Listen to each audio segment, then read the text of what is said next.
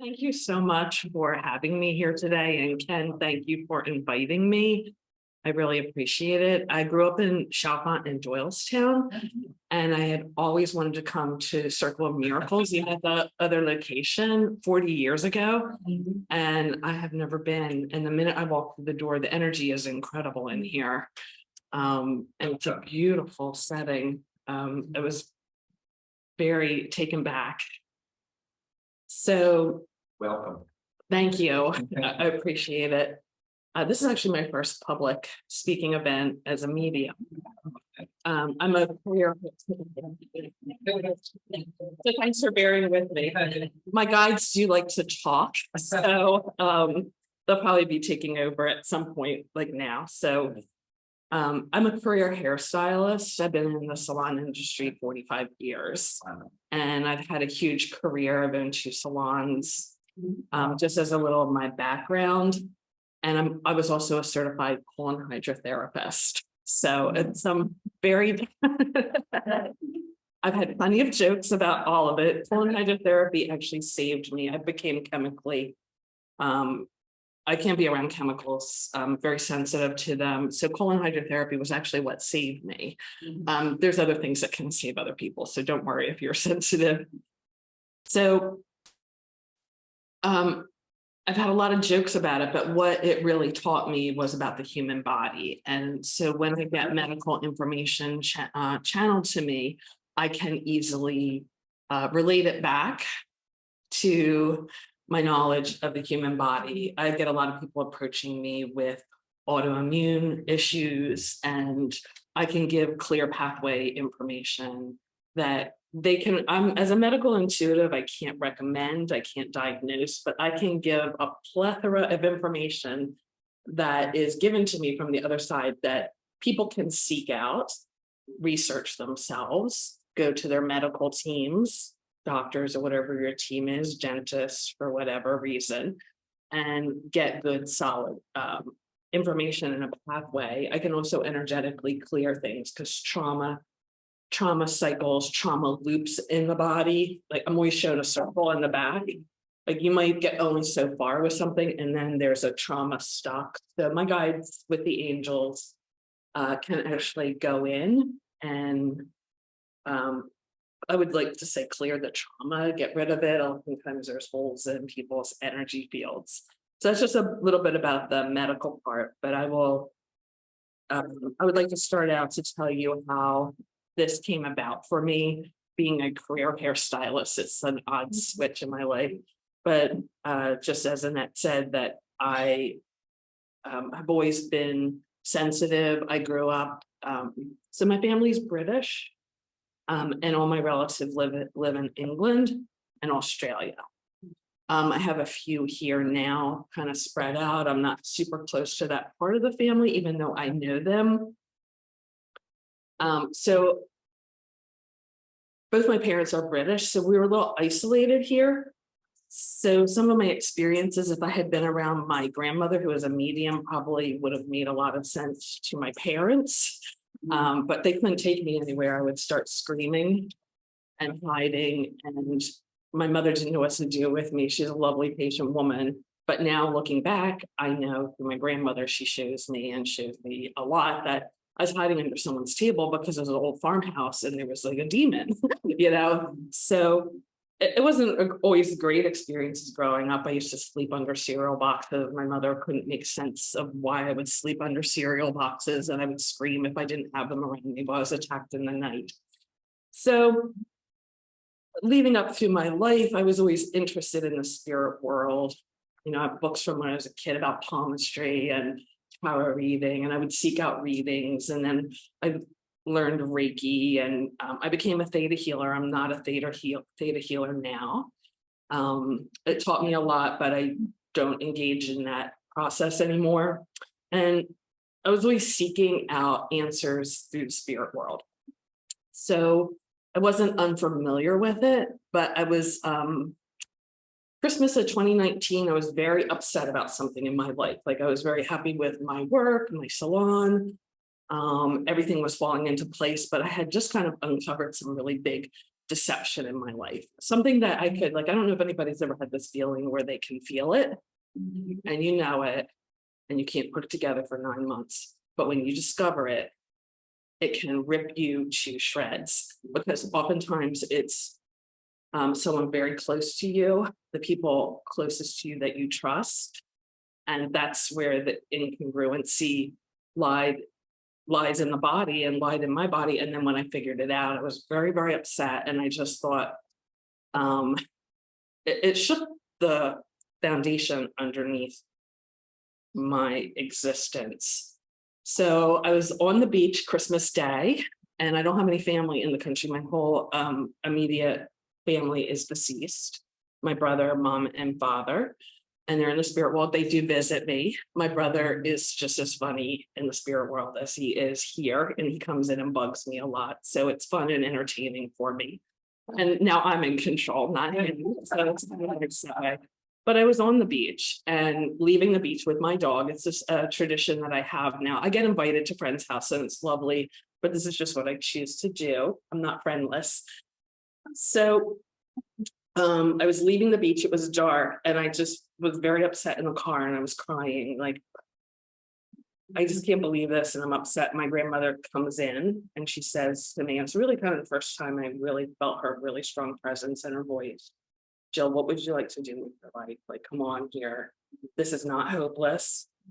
This is not what you think it is. Like, we can all have a trauma today, but looking back at a trauma 3 years ago, like, could I ask the audience here, do you remember where you were exactly 3 years ago today? You're probably upset about a little something, but 3 years later, 5 years later, you can't remember it, not that it wasn't important. So that's the message she was trying to get across to me, that I will get through this. I will understand where these people have a place in my life. But why don't I think of more positive things about what I would like to do? And I said, well, I always wanted to be a medium like you. And she said, okay, it's going to be very simple. I said, okay. I didn't know what she was going to tell me. And she said, it's going to be very simple, Jill. When you go to bed at night, I want you to ask me anything you would like to learn as a medium, and I will teach you while you're sleeping. And it was that simple. And I will tell you, that was Christmas Day, 2019. And 2.5 months later, I did my first reading, and I could never channel. I could never, like, I had friends that had spirit guides that talked to them all the time. I always wanted to, I didn't. I was guided, but I wanted to hear them. I wanted to interact with them. And I would say 2 months, less than 2 months later, I was interacting for the very first time in my kitchen with my spirit guides. They came in and they were having fun with me in the kitchen because I had wanted to learn to cook better meals. This is the noise about a life career. We all have things and they're fun and funny. And my brother came in and Archangel Michael came in, and I was having 2 months later, after I'm crying on the beach, I'm having a rip roaring time with my own spirit guides. I don't feel alone anymore in my kitchen. And then I think it was March 6th, I did my first reading for a friend who she visits frequently with a very well-known Bucks County medium, Elizabeth Harrington, who is highly, like, I think she's fantastic. And I said, I want you to just give me some honest feedback. And she said, no, Jill, this is great. Like, I feel like Elizabeth's very gifted, but you're just as gifted. So I think you can make a career out of it. I'm like, are you sure? Are you sure? Are you sure? And she's like, I'm sure. So that's when COVID hit. So I had a lot of fun time at home. I still own my salon. And then my guides started pointing me in directions to say, how would you like to make this happen? What do you want to do? Because I just couldn't picture myself so I'm 62 now. This happened when I was 60. So I want to encourage anybody, you're never too old to do anything in your life, because I'm starting a whole new career at 60 years old, on top of already having a very beautiful career to begin with. And it's just not about starting careers. It can be ending one. Like, my guides have filtered out my salon career in a beautiful way. A year and a half later, they tapped me on the shoulder. It was July 1st. I felt them tap me on the left shoulder and say, now there'll be 5 opportunities to sell your salon. Now's the first time. this would be the first opportunity. This would probably be a really significant one, but you have to start now. So I spent a week thinking about it, researching it. I changed my mind. No, I can't do it. No, I'm not going to do it. And then a couple days later, I did it. And I started Motion. It was sold in 3 months, which is very hard to sell a salon because it's a goodwill business. But it happened. They made it happen. So you can ask for anything in your life. I ask at night, and I've read different places that our resistance is lower at night. Jose Silva even has some methods. I've never really read his whole method. I picked some little things up on TikTok where you drink a glass of water. You look up at the 7th plane of existence before you go to bed and say, oh, I want to learn how to type better, or I would like to sing, dance, make more money. You drink the water, half the water, and you say the answers are in the water. And then in the morning, when you wake up, you can go on TikTok and find it or read his book. In the morning, after you wake up, you drink the other part of the water and you say the answers are in the water. And it is the same technique that my grandmother taught me about asking at night. So I started off doing readings for people with their loved ones. And then I said, oh, I want to learn how to do more intuitive readings. So I do questions. So when I say I, it's not really me, it's them. I have the angels come in. So I don't want you to think I'm going I, if I say that by accident, because I'm a little nervous. It's them. I get the information from them. And I never worry about it. I show up to read for people and I don't have to worry about it. I don't have to meditate. I've never meditated ever to develop my skills to become a medium. After my grandmother told me that if I had to wake up and they told me to do it, I would have. But I want to explain to you what happens when I ask for something at night, especially specifically becoming a medium. I would go to bed and I would be like, okay, Nana, I want you to show me really great ways, not to just bring people forward to say, like, this is your grandmother. This is it. Example I always give. She's here. She has a blue dress. Like, your grandmother's here. She has a blue dress on and pearls. Of course, she's expressing how much she loved you. And she's saying how much she enjoyed your childhood. I said, I want to have, since our ancestors are with us, it's a very powerful time on the planet right now for that. I want stronger messages for people, more details. So I do get a lot of details when, someone's mother can come through and say, we talked about this when you were living, there's no guilt, but you know that you want to sell the house.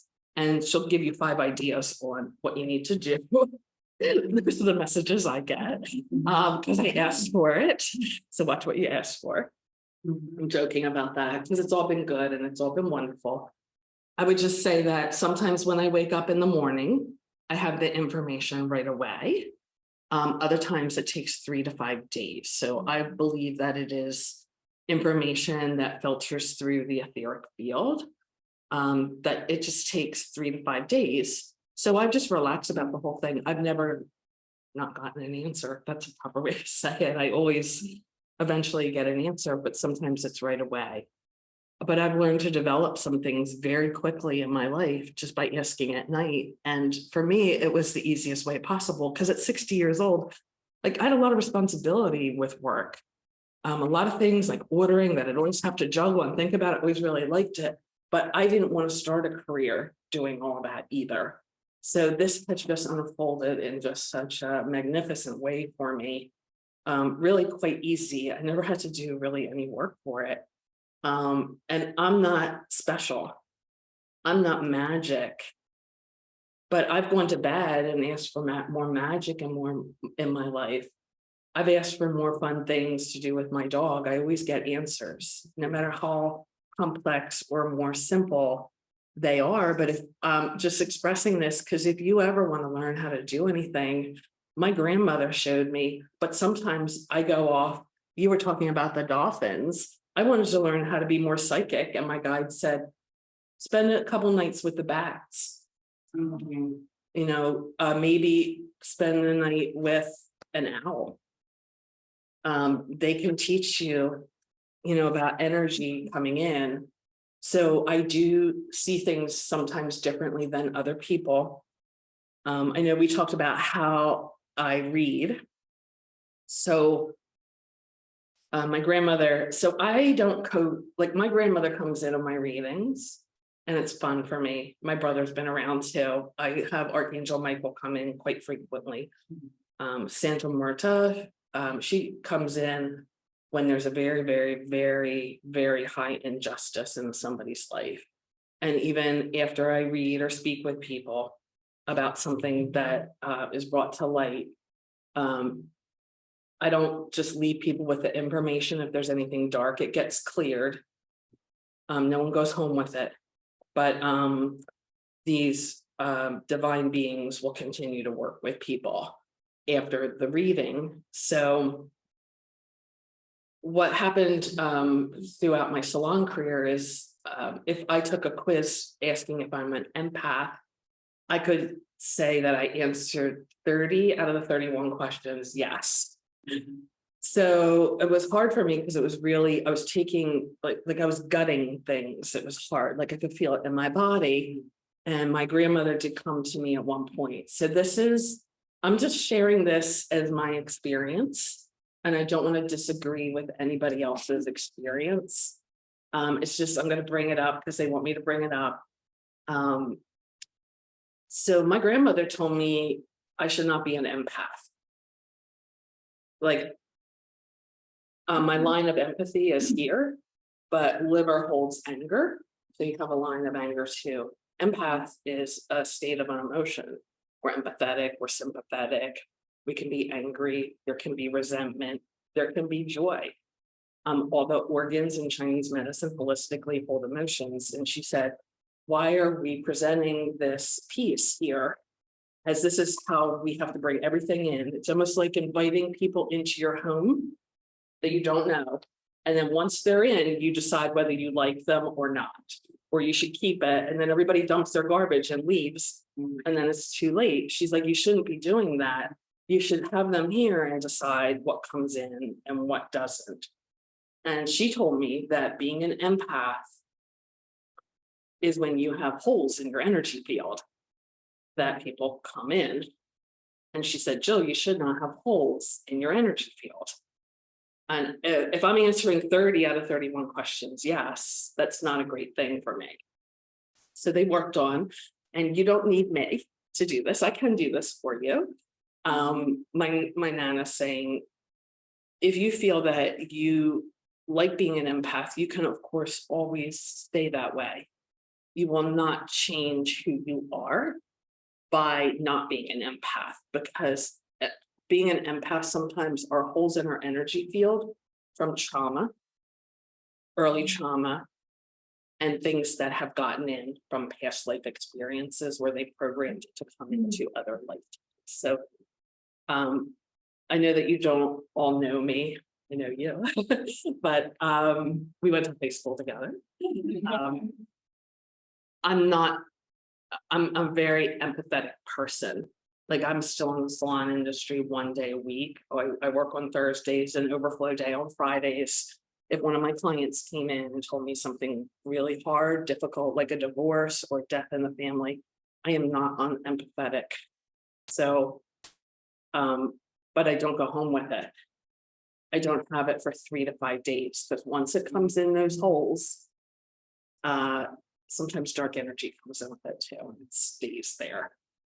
So you can just ask your dream team or whatever, or they're saying, I'm going to put a big bubble out of energy right here. And if you feel inclined, you can think about it later. And this energy resides in the universe. You can just say that energy bubble that Jill made.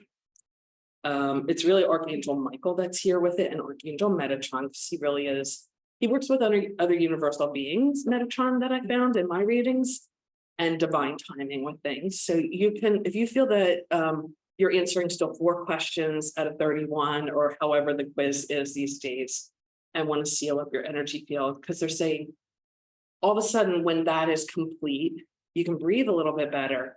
And that answer that you're looking for, why your kid isn't picking stuff up around the house, or your grandkids are always late, you'll see it on your intuitive line much, much better. Thank you. So that energy is here for all of you. It's just a gift from them. I wouldn't say it's a gift from me, but I'm just a conduit. So it's really from them. But know that even 24 hours, 2 weeks later, you want to think about it, it still resides in the energy field and you can just grab a hold of it and they can work with you. Because my grandmother, she does co-read with me at times when dark energy's around. And she's saying an empathetic,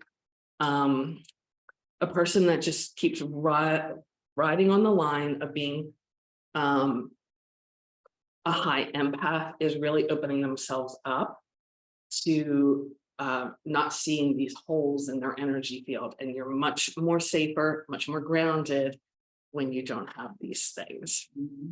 So I know I just have a couple more minutes here. So along the way, I'm just kind of on the creative side anyway, especially being a hairstylist. One day I was like, oh, I want to work with animals. So I get information with animals. And then one day I was like, oh, I think I want to do land and space clearing. And then I have a high curiosity too. Sometimes I don't know if it gets me in trouble, but I was like, oh, I think I'll work with the paranormal as well. Like I want to just understand what it is. So my grandmother has given me a lot of information about the paranormal.